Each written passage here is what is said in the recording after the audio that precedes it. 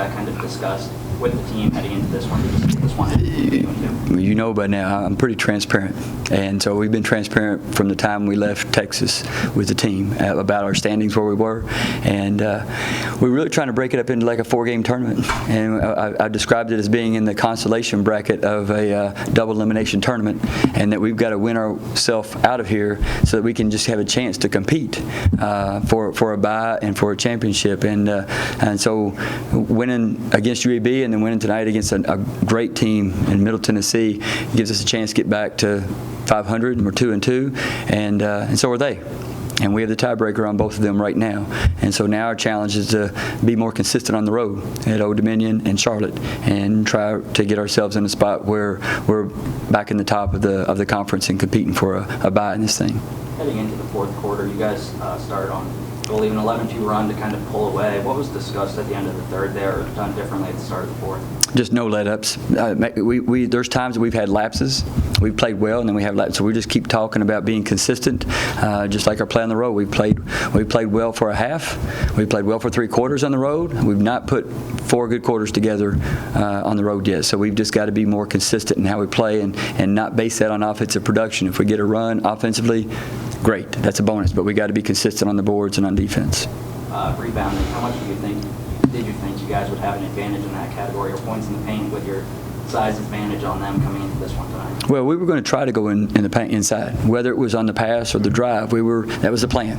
Offensively was to attack the paint, get inside. They do a really good job of collapsing and making those difficult finishes, but we were trying to get in either inside out or inside and dump off or drop off to a post on a roll. I felt like it was a little bit better in the second half than the first half. Like most things, defense gets a little bit softer in the second half. So I'm pleased that we did a better job on the defensive boards. We've been working on this for a long time, and we have good moments and bad moments, and it seems to be directly correlated with how we play. So the better job we do on the defensive boards, the better outcome usually for the ball game. Coach, when Raheem goes out, whether it's foul trouble or just to get a look, do you Sit back in that seat, boy. Post play, once Raheem goes out from some of your... Do I like the post play? Do you like what the production is? I like the effort. And our efficiency is going to get better as they get more minutes. Fatu's still learning, and she's not a natural 5 basket player, but she plays really hard. Sandra Skinner played hard. She had a couple turnovers in a row, but she's a great rebounder. She can go in there and get a rebound per minute, and so those two do a great job. I just felt like tonight Fatu was giving us a little bit more activeness inside around the post, and we kind of need that because Charity Savage moves a lot, and she's a very mobile post player, and we needed somebody to keep up with her.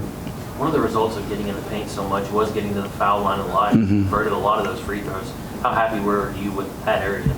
Yeah, I can tell you the ones we missed. I feel like we missed all of them, but no, they stepped up, especially down the stretch, and made some clutch ones. And so we work on that in practice all the time, trying to make pressure free throws. So and we try to close out games by taking care of the ball. And we didn't take good care of the ball today, but taking care of the ball and getting to the free throw line. You said after last game you're not going to shoot as poorly as you did in those first 2 conference games. I think you're 2 of 14 from 3 tonight. Yeah. Is that something, or how do you improve on that, or what have you seen from that kind of early on in conference? We were hesitant tonight to let the ball go, because we were really focused on getting it inside. When it came back out, we were delaying whether to shoot or not. And I told him at halftime, I don't want you second guessing. I just want you to go inside first and then come back out, and then you can pull the trigger. And Sherry Porter took some good shots tonight. They just didn't fall in for her, and that'll come back around. And Lexus Brewer could very well go out and be 7 for 7 in the next game. And so I know that we can still shoot the ball. It just didn't fall in for us tonight.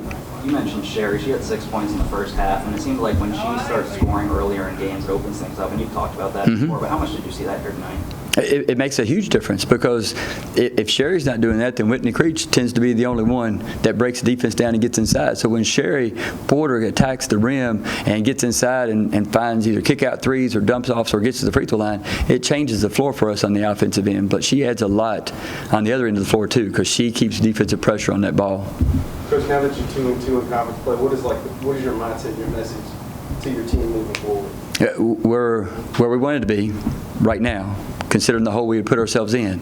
But we're not where our goal is, and our goal is to go on the road and play better and try to get 2 of these on the road and put ourselves back at the top of this conference. So then we would have a tiebreaker over all the top teams except for Rice. And so we can only control what we can control right now, and that's the games that we have in front of us.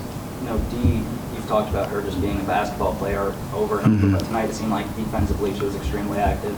She had 5 or 6 steals, the most she's had since November. But what did you see from her defensively here tonight? She was, like you said, she really stuck to the game plan.